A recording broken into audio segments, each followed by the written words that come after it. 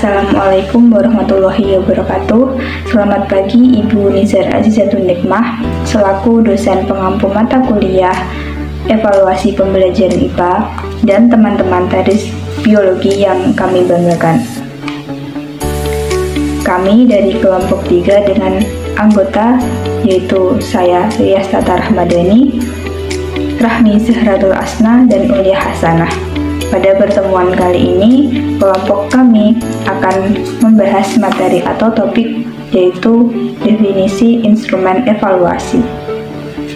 Keberhasilan peserta didik dalam suatu proses belajar tentu ada beberapa faktor yang mempengaruhi, bisa itu faktor internal maupun eksternal. Di dalam dunia pendidikan sendiri ada istilah penilaian atau yang sering disebut dengan evaluasi. Evaluasi ini dilakukan dengan tujuan untuk mengetahui berhasil tidaknya suatu proses atau metode yang digunakan dalam suatu pembelajaran. Nah, sekarang kita akan beralih ke materi definisi instrumen evaluasi. Di sini ada beberapa pendapat para ahli mengenai definisi instrumen evaluasi. Nah, yang pertama ini pendapat dari Suharsimi Arikunto.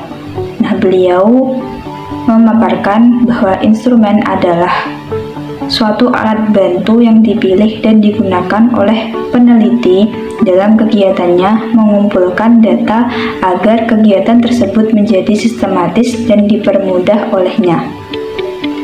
Instrumen juga merupakan sesuatu yang dapat digunakan untuk mempermudah seseorang dalam melaksanakan tugas atau mencapai tujuan secara lebih efektif dan efisien.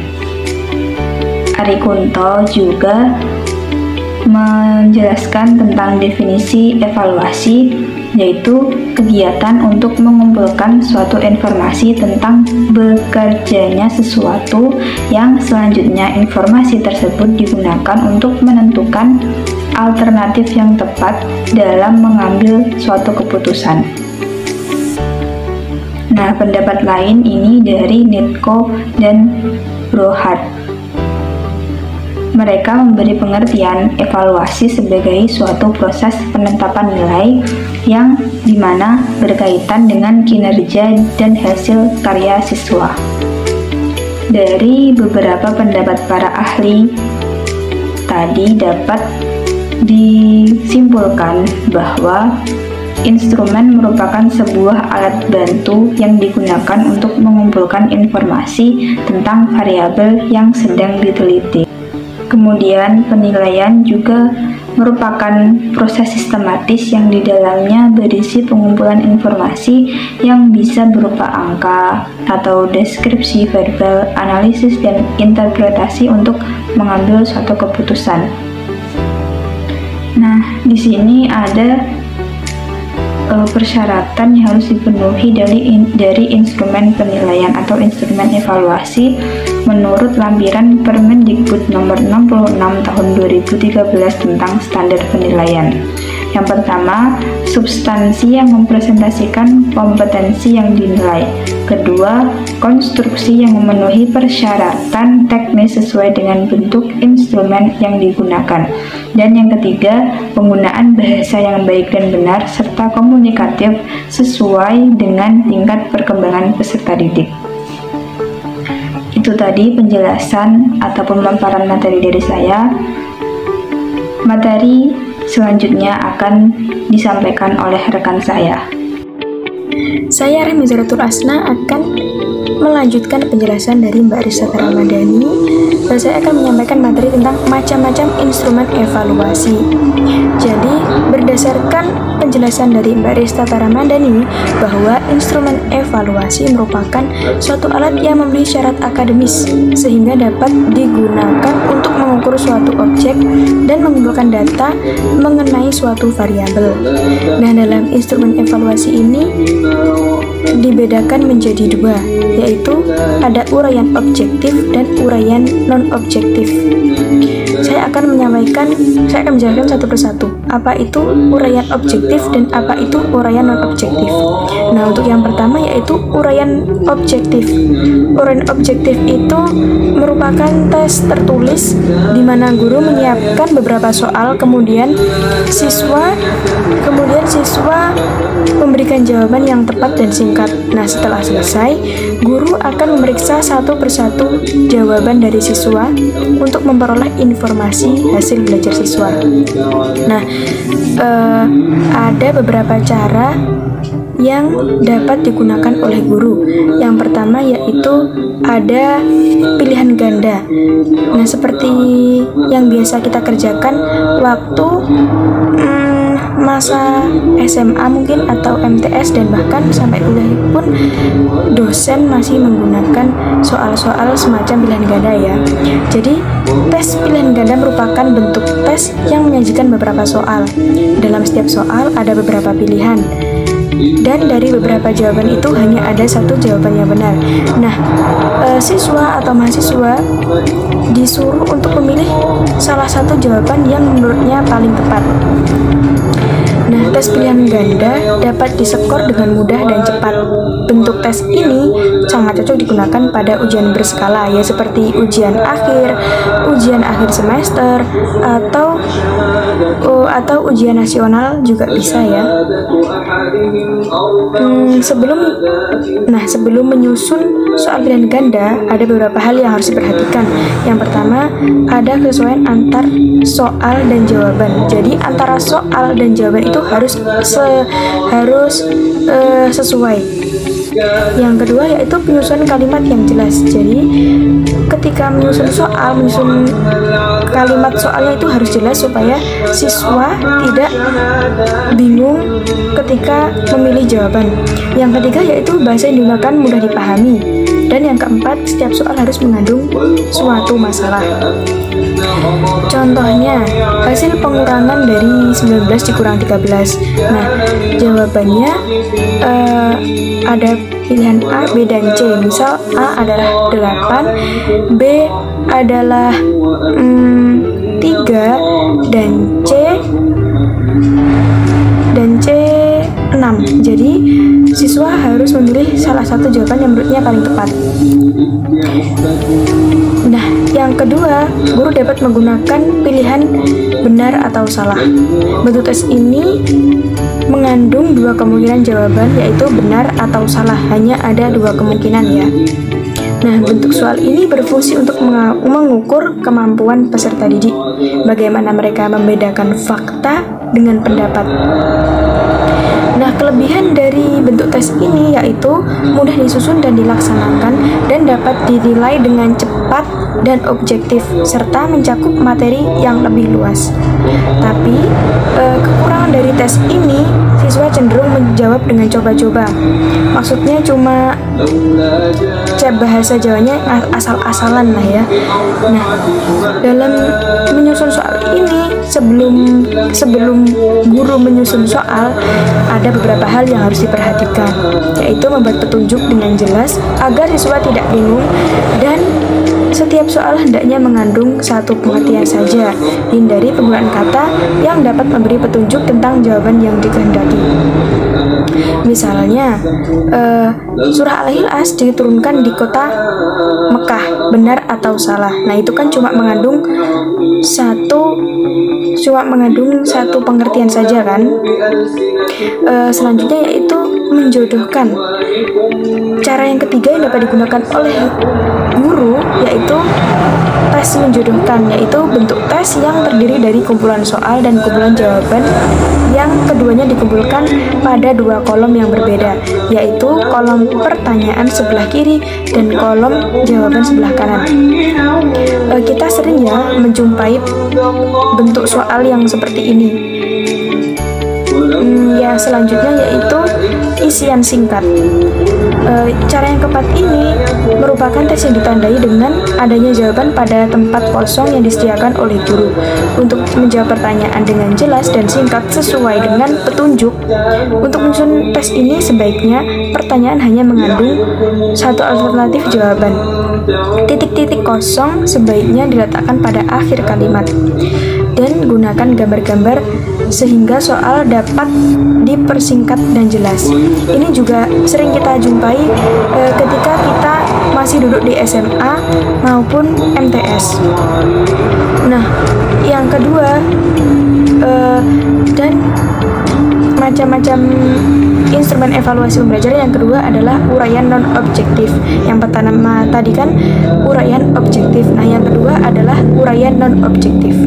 Uraian ini disebut juga dengan tes yang pertanyaannya membutuhkan jawaban siswa untuk menguraikan dan menyatakan jawaban dengan kalimatnya sendiri. Tes ini biasanya digunakan dalam bidang studi ilmu sosial.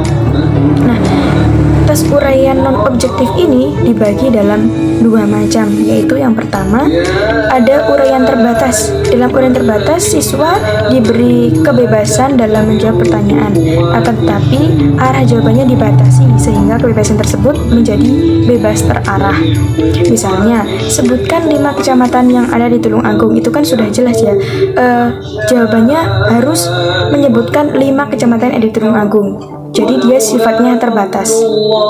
Nah, yang kedua yaitu uraian bebas. Dalam uraian ini siswa diberikan kesempatan memberikan jawaban atau pendapat sesuai dengan kemampuannya.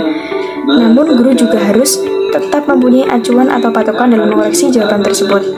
Misalnya, contoh misalnya jelaskan proses ekskresi pada manusia. Nah, itu kan berdasarkan kemampuan siswa atau peserta didik ya. Mereka akan menjawab menggunakan bahasa mereka sendiri, jadi tidak terbatas. Nah, tes uraian non-objektif ini memiliki nilai kelebihan dan kekurangan. Kelebihannya yaitu dapat dibuat dengan cepat dan mudah, serta mendorong siswa untuk berani mengemukakan pendapat, serta mengukur tingkat pemahaman siswa. Jadi untuk mengukur tingkat pemahaman siswa dan untuk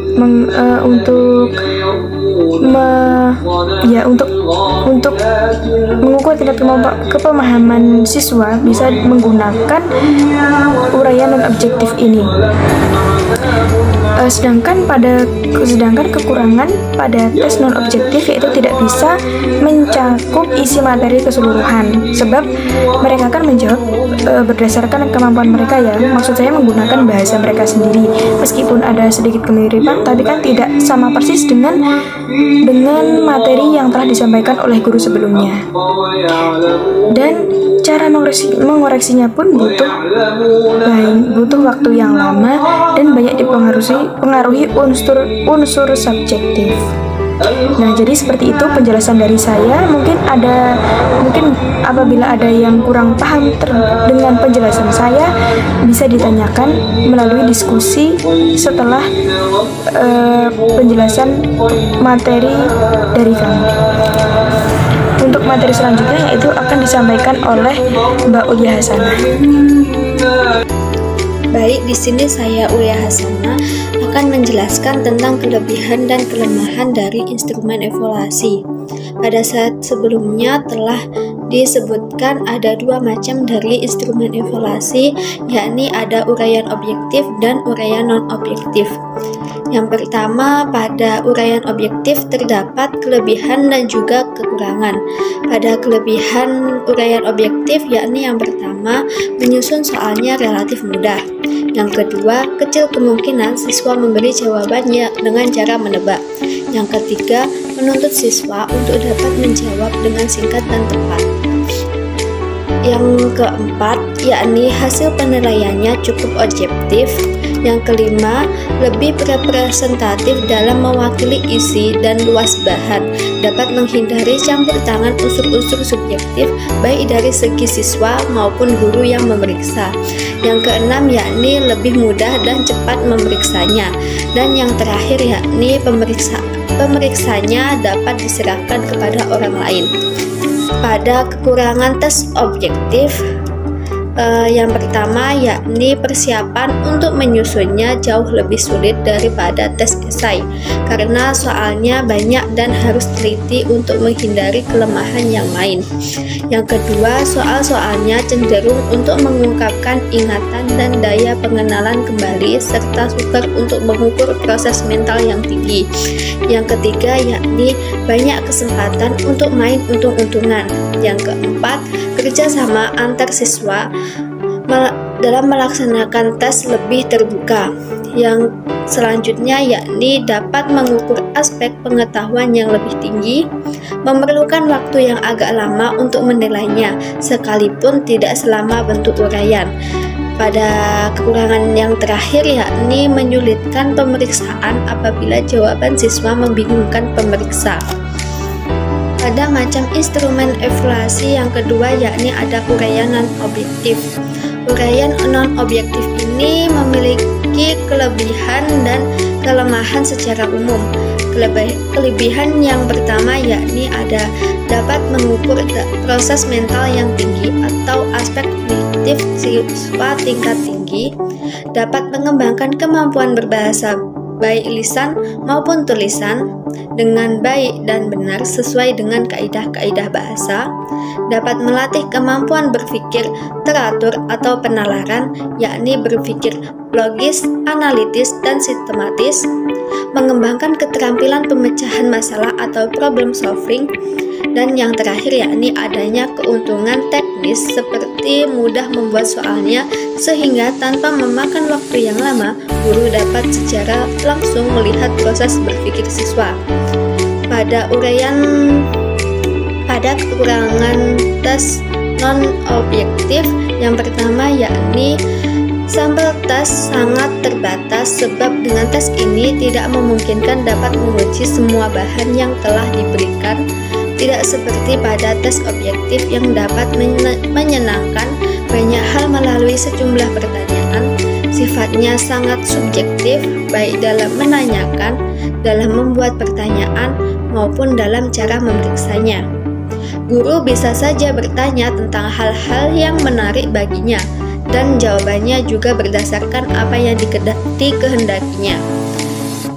Dan yang terakhir yakni tes ini biasanya kurang reliable, mengungkapkan aspek yang terbatas, pemeriksanya memerlukan waktu yang lama sehingga tidak praktis bagi kelas yang jumlah siswanya relatif banyak. Itu tadi penyampaian materi dari kelompok 3. Apabila ada kurangnya kami mohon maaf. Sekian. Wassalamualaikum warahmatullahi wabarakatuh.